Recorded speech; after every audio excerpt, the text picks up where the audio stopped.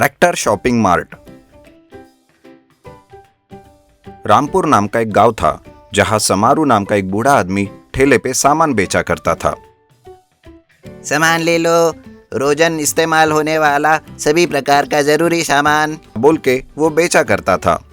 उसी गांव में धन्नू नाम का एक बहुत बड़ा किराने का शॉप वाला रहता था। वो समारू को देख के बहुत चिढ़ता था। एक दिन वो कहता है, अबे ओए, तुझे कहीं और नहीं मिलता सामान बेचने को? जब देखो तब मेरे दुकान के सामने आ जाता है। सेठ जी, मैं हूँ गरीब आदमी, इससे अपना जीवन चला रहा हूँ। अगर ये सामान नहीं बेचूंगा तो मैं कहाँ जाऊंगा? वो सब मैं कुछ नहीं जानता। कल से तू यहाँ दिखाई मत देना, समझा? बेचारा समारू निराश होकर वहां से चला जाता है। और दूसरे दिन उसका बेटा, जो कुछ साल पहले घर से भागकर शहर चला गया होता है, वो आ जाता है। वो बस से उतरता है। ओह गॉड, कितना गर्मी और डस्ट है यहाँ। मेरा तो अभी से दम घुट रहा है। पता नहीं लोग कैसे रहते यहाँ। लगता है इतने सालों में कुछ नहीं बदला। गांव के लड़के वहीं पे थे। टेक्सिंग उन्हें आवाज देता है, हे बॉयज, कम हियर। वो लड़के एक दूसरे को देखते हैं। टेक्सिंग कहता है, ओह गॉड, ये इतना भी नहीं समझते। अरे मैं तुमसे बात कर रहा, इधर आओ। उसमें से एक लड़का उसके पास आता है और वो कहता है, सर आप कौन है? पहली बार आए हो ऐसा लग रहा है। तभी वो लड़का गौर से देखने के बाद कहता है, ओह टेक्सिंग भैया आप। You fool, don't call me taxing, call me tax. हैं? क्या बोले? कुछ समझ नहीं आया। मैं बोला मुझे टैक्सिंग नहीं टैक्स बोलो। सिटी में सभी अपना नाम छोटा कर लेते हैं यू फूल। अब चलो घर। घर पहुंचते ही टेक्सिंग के माता पिता बहुत खुश होते हैं। माँ कहती है, बेटा तुम आ गए। तेरा रास्ता देखते देखते हमारी आंखें कमजोर हो गई। तुम हमें क्यों छोड़ के चला गया? हाँ बेटा, खोजना खबर, कभी तो मिलने आ जाते। डैड, मैं पूरा बिजी था, इसी कारण नहीं आ पाया। अब आ गया हूँ ना, अब सब प्रॉब्लम दूर हो जाएगा। ठीक है बेटा, जा और आराम कर। मैं कुछ सामान बेच के आता हूँ। ये क्या पापा, आप इतने छोटे से ठेले में सामान बेचते हो? आपको शर्म नहीं आती? काम में किस बात की शर्म बेटा, इससे ही तो हमारा गुजारा चल रहा है। तू तो छोड़कर चला गया था। ठीक है डैड, अब जाओ। कुछ देर आराम करने के बाद टेक्सिंग माँ से कहता है, माँ मैं गांव घूमने जा रहा हूँ, थोड़ी देर में आऊंगा।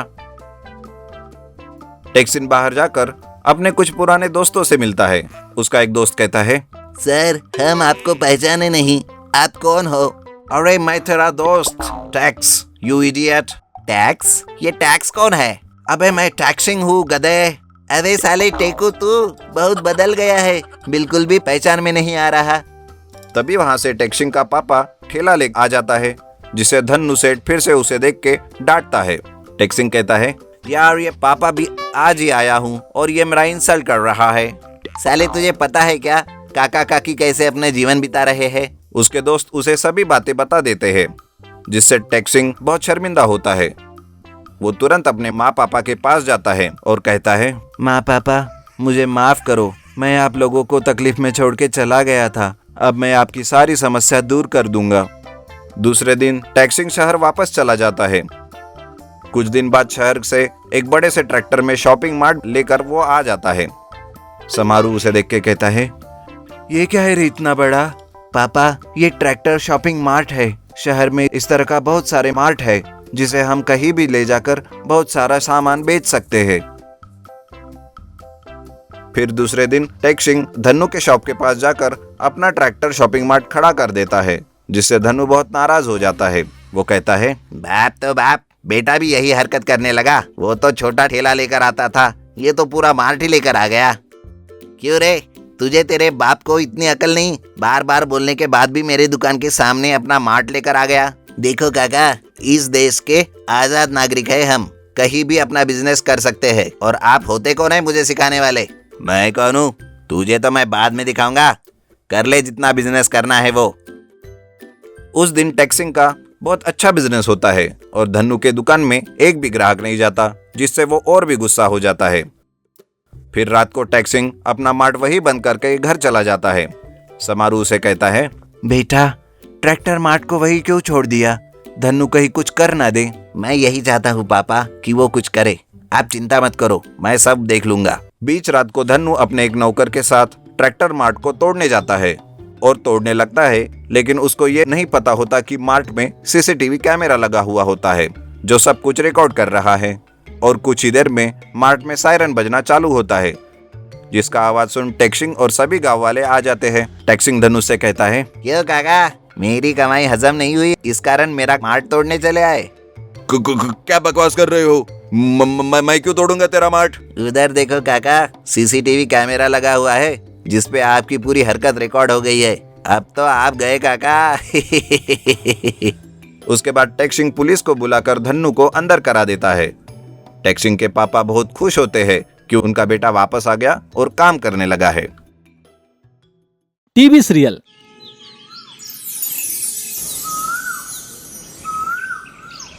एक कहानी है माधवपुर गांव में रहने वाले योगेश की। योगेश अपनी पत्नी हेमा, माँ और बेटे गोलू के साथ रहता था। योगेश शहर में जॉब करता था और उसका बेटा पढ़ाई करता था। योगेश का परिवार बहुत खुश था जब तक उनके परिवार में टीवी सीरियल नहीं आई थी। योगेश की माँ और उसकी पत्नी हाउसवाइफ थी। योगेश का ऑफिस और बेटा गोलू के स्कूल जाने के बाद कुछ काम ना होने के कारण दिन भर टीवी सीरियल देखा करते थे। धीरे धीरे उन दोनों को टीवी सीरियल का बहुत ही ज्यादा लत लग गया था। सुबह शाम टीवी सीरियल। लेकिन इन सब से बेचारा योगेश और उसका बेटा बहुत परेशान थे। एक दिन योगेश अपनी पत्नी और माँ से कहता है, क्या आप लोग भी दिन भर टीवी सीरियल देखते रहते हैं? कुछ काम कर लिया करो। टीवी हमारे इंटरटेनमेंट के लिए है, लेकिन आप लोगों ने तो अपना काम ही बना लिया है। सब काम धाम छोड़कर दिन भर टीवी देखते रहते हो। योगेश के इतना कुछ बोलने के बाद भी उनके कानों में जू तक नहीं रेंगता और अपने टीवी सीरियल में घुसे ही रहते हैं। रोज का यही नाटक हो गया था। टीवी सीरियल के चक्कर में बेचारों को जली हुई रोटी, जली हुई सब्जी मिलती थी, क्योंकि उनका ध्यान तो पूरा टीवी सीरियल में ही लगा रहता था। तो खाना कहाँ से अच्छा बनता। एक दिन योगेश की माँ और उसकी पत्नी टीवी देख रहे थे। तभी गोलू अपनी माँ से कहता है, माँ बहुत भूख लग रही है, खाना निकालो ना। थोड़ा रुक, अभी मेरे सीरियल का महा एपिसोड चल रहा है, खत्म होने के बाद देती हूँ। गोलू अपने पापा के पास जाता है। पापा खाना दो ना, बहुत भूख लग रही है। फिर वह दोनों किचन में जाते हैं और देखते हैं किचन में कुछ बना ही नहीं था। योगेश अपनी पत्नी और माँ को चिल्लाता है, आप लोगों ने खाना क्यों नहीं बनाया है? देखो मुझे और गोलू को कितनी भूख लग रही है। क्यों डिस्टर्ब कर रहे हो? देख नहीं रहे हो मेरे सीरियल का महा एपिसोड चल रहा है। आज महा एपिसोड है, एक दिन खाना नहीं खाओगे तो मर नहीं जाओगे। देखो इधर, बेचारी तुलसी का पति उसे छोड़कर जा रहा है और आपको खाने की पड़ी है। उसके बाद योगेश और उसका बेटा गोलू गांव के बाहर एक ढाबा में खाना खाने जाते हैं। जब खाना खा रहे होते हैं तभी एक आदमी आकर पूछता है, योगेश घर में खाना नहीं बना क्या? अरे भाई, मैं तो इस टीवी सीरियल से बहुत परेशान हो गया हूँ। सुबह शाम मेरी पत्नी और मेरी माँ टीवी सीरियल ही देखते रहते हैं, न खाने का ठिकाना न घर में किसी चीज का ठिकाना। मैं भी तो बहुत परेशान हो गया हूँ। भाई, जैसा तुम्हारा हालात है वैसा मेरी भी हालत है। बगल में बैठे दो लोगों ने भी यही कहा, भाई हमारी हालत भी आपके जैसे हो गई है। उसके बाद सभी लोग अपने अपने घर चले जाते हैं। एक दिन की बात है, योगेश मार्केट गया हुआ था और गोलू स्कूल से घर वापस लौटता है। गोलू देखता है कि घर में मातम पसरा हुआ है। गोलू की मम्मी और दादी दोनों को दोनों जोर जोर से रो रहे थे। हाय, चला गया। गोलू बेचारा डर जाता है और इधर उधर देखता है, पापा कहीं दिखाई नहीं देते। तो जाके अपनी मम्मी से पूछता है, मम्मी क्या हुआ? सब बर्बाद हो गया, सब सत्यानाश हो गया। अब क्या करेंगे? वो छोड़कर चले गए हैं। भगवान, अब कैसे जिएगी? गोलू बेचारा इधर उधर देखता है, पापा कहाँ हैं? वो तो सब्जी लेने मार्केट गए हैं। तो सब कुछ कैसे खत्म हो गया? हमारा वाला तो ठीक चल रहा है ना? आज रात 11 बजे मिहिर मर जाएगा। कौन मिहिर? तुलसी का पति। कौन तुलसी? बा की बहू। कौन बा? हद हो गया है माँ, आप लोगों ने तो हद कर दिया है। सारा दिन घर में खाना ही नहीं बनता। सारा दिन मातम का माहौल बना रहा। योगेश और गोलू पानी में बिस्किट डालकर खा रहे थे। जैसे रात के 11 बजे आसपास के सारे लेडी और गोलू की मम्मी और दादी जोर जोर से रोने लगे।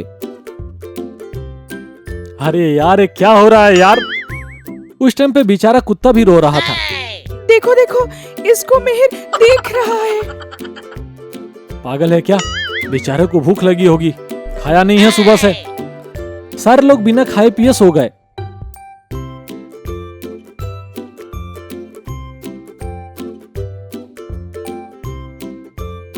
अगले दिन सुबह जब सोकर उठे तब गोलू अपनी मम्मी से कहता है, माँ जल्दी नाश्ता बना दो, बहुत भूख लग रही है। तू पागल हो गया है क्या? ऐसे में तुझे भूख भी कैसे लग सकती है? तूने कभी सोचा है कि बेचारी तुलसी का क्या होगा? योगेश ये सब देख रहा होता है। कुछ ना कुछ तो करना ही होगा, बहुत हो गया। अगले दिन योगेश और उनका दोस्त मिलकर एक प्लान बनाते हैं। उसी रात, सुनो गोलू की माँ, मैं और गोलू हम लोग चौपाल जा रहे हैं। आप लोग घर में रहना और घर का ख्याल रखना। गोलू, योगेश और पास के घर वाले दोस्त भी चले जाते हैं रोज की तरह। और सारी लेडीज टीवी सीरियल में चिपक कर बैठ जाते हैं। कुछ टाइम बाद एक चोर आता है।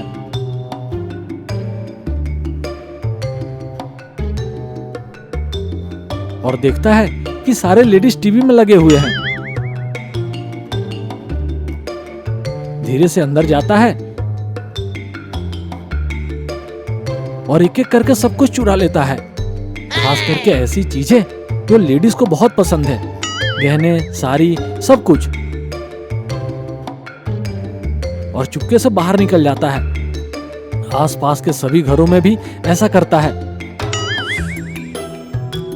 जैसे ही टीवी सीरियल खत्म होता है, गोलू की मम्मी अपने रूम में जाकर देखती है तो सब सामान बिखरा हुआ होता है। देखती है उसके सारे गहने, साड़ी सब चोरी हो गया है और जोर जोर से चिल्लाने लगती है, चोर चोर, चोरी हो गया, चोरी हो गया। ऐसा कहते हुए वह घर से बाहर निकलती है। आसपास की लेडीज भी घर से बाहर चिल्लाती हुई निकलती है। इतने में सभी लोग आ जाते हैं। योगेश अपनी पत्नी से पूछता है, क्या हुआ, इतना चिल्ला क्यों रही हो? अजी, पूरा बर्बाद हो गया, सब कुछ चोरी हो गया है, गहने, साड़ी, सब कुछ ले गया चोर। पर तुम लोग तो घर में ही थे ना, फिर चोर कैसे चोरी कर ले गया? हम लोग सीरियल देख रहे थे, हमारा पूरा ध्यान सीरियल में ही था। वाह, बहुत अच्छा। मैं तो शुक्र मानता हूँ चोर का, अच्छा हुआ चोरी करके ले गया। और देखो सीरियल, तुम लोगों को जरा सी भी होश नहीं है कि घर में क्या हो रहा है। हो गया ना सत्यानाश? हाँ जी, मुझे माफ कर दीजिए। मैं सीरियल के चक्कर में सब कुछ खो रही थी, ना आपका ध्यान रख पा रही थी, ना अपने बेटे का ध्यान रख रही थी।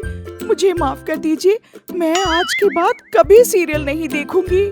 ठीक है, चलो घर। अब क्या कर सकते हैं, जो हो गया सो हो गया। और सारे लोग अपने अपने घर चले जाते हैं।